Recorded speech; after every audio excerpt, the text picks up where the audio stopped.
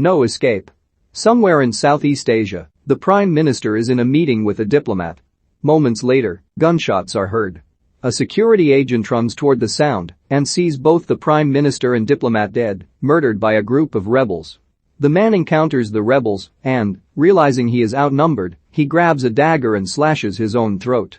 17 hours earlier, Jack Dwyer, Owen Wilson, is taking his wife Annie, Lake Bell, and daughters Lucy, Sterling Jerins, and Bees, Claire Geare, on a trip to the same Southeast Asian location, where he will start working for a new company, Cardiff. On the plane, the family meets a man called Hammond, Pierce Brosnan. Bees asks him about the scars on his hand and face. He claims they came from a tiger fight, in which he pulled out the tiger's tooth, and from falling down the stairs, respectively. Once everyone gets there, Hammond offers to share a ride with them provided by his friend Kenny Roger, Sahajak Boonthanakit, which he says is his nickname because he looks like the singer. The Dwyers make it to their hotel. Jack finds Annie crying in her room, unhappy about uprooting their lives here. He tries to turn on the TV, but learns from the clerk downstairs that all the cable and internet across the city is down. Jack then goes to the bar, where he finds Hammond and Kenny drunk and singing karaoke. He shares a drink with Hammond, who assures him that he will enjoy it there. The next morning, Jack tries to get a newspaper. The clerk tells him to go to a nearby store to find one. Jack walks to the store and the clerk there sells him an American paper from 3 days ago. When Jack walks outside, he sees a huge mob of armed civilians walking toward an equally large group of police in riot gear. One civilian throws a rock, and the cops start shooting at them. Jack is caught in the middle of the chaos and runs toward safety. Everywhere he runs, he finds rebels killing innocent people. Jack runs back to the hotel and sees the rebels taking a man that also works for Cardiff, and they execute him. Jack is spotted until he climbs up a fire escape and evades the rebels. Jack runs back to the hotel and sees the rebels have started breaking in and are killing the staff and other guests. He runs back to his room to get Annie and the girls, but Annie says that Lucy went to the pool by herself because she was acting out. Jack runs to get her, while Annie stays in the room with Bees. The rebels are knocking down doors and storming into rooms to kill foreigners. Annie holds the door back while telling Bees to stay hidden. Meanwhile, Jack finds Lucy and grabs her just as the rebels start running into the place. Jack runs back toward the room and is almost attacked by a rebel until Hammond comes in at the right moment to kill him. He tells Jack to take his family to the roof. Jack gets Annie and the girls up to the roof, where other foreigners are gathered. Outside the hotel, the rebels are chanting blood for water due to Cardiff taking over the water supply, leading to the coup d'etat. A helicopter then flies up over the roof, making everyone think that they're being rescued. Unfortunately, the helicopter is carrying more rebels. Jack and Annie grab their girls and run as one rebel opens fire on the foreigners. As they run for cover, the helicopter gets tangled in some wires and is pulled to the roof, causing it to explode. The other rebels start to make their way up to the roof and kill anyone in their path. Jack tells Annie they need to get to the roof on the next building, which means making a huge leap. Annie hesitates but runs over and lands on the roof, scraping her knees and elbows. Jack throws Bees without warning, but Annie catches her. He is about to throw Lucy next, but she stops him mid-toss and nearly causes both her and Jack to fall over the building until he pulls her up. Lucy gets thrown and Annie catches her, and then Jack makes his leap. They get inside the building, but the rebels start attacking it with a tank.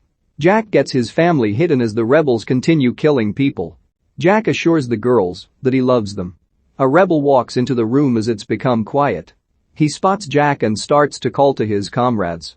Jack tackles him and tries to keep him quiet, but the rebel continues to shout, leaving Jack with no choice but to bludgeon the man to death, to Annie's horror and his own.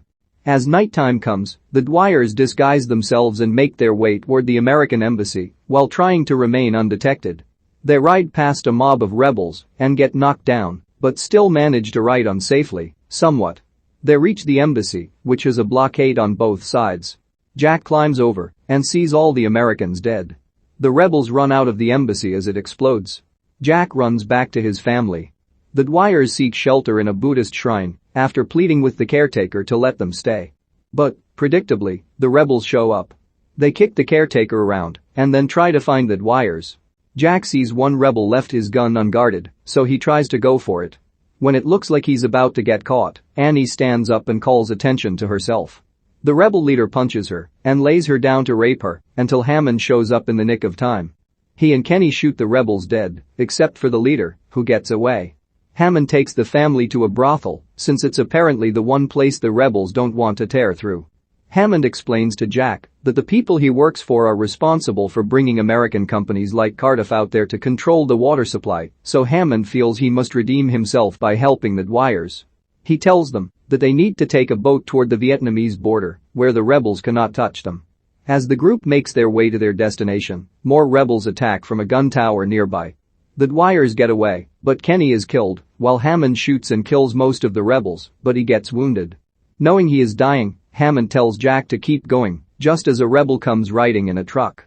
Hammond musters enough strength to shoot the rebel dead, just as the truck plows into him and crashes. The Dwyers make it to the riverbank, where Jack trades his watch and shoes to a fisherman for his boat. Annie and the girls hide as, you guessed it, more rebels show up. Jack fights back, but he gets overpowered and is nearly executed, but is just shot in the arm. Lucy runs toward him, and the rebel leader grabs her. He gives her a gun and forces her to shoot Jack, and then holds a gun to her head as an incentive. Annie runs in and whacks the leader over the head and beats him to death, while Jack grabs the gun and kills the rest of the rebels. The family gets on the boat, where Jack and Annie paddle toward the Vietnamese border. The troops spot them and order them to stop, but Jack says he will not and pleads with them to let him and his family in as another group of rebels show up in a truck and drive near the family. Before they can do anything, the boat passes through the border, officially entering Vietnamese territory. The troops order the rebels to stand down, finally ending the family's trouble. The Dwyers are recovering in a hospital bed together. Lucy asks her parents to tell the story of how she was born. Jack says how he told Annie to push until Lucy came out, but she didn't start breathing when the doctors spanked her. Annie had told Jack to speak to Lucy, since she would know his voice. Jack spoke to her until she started breathing. Jack then holds his family closely.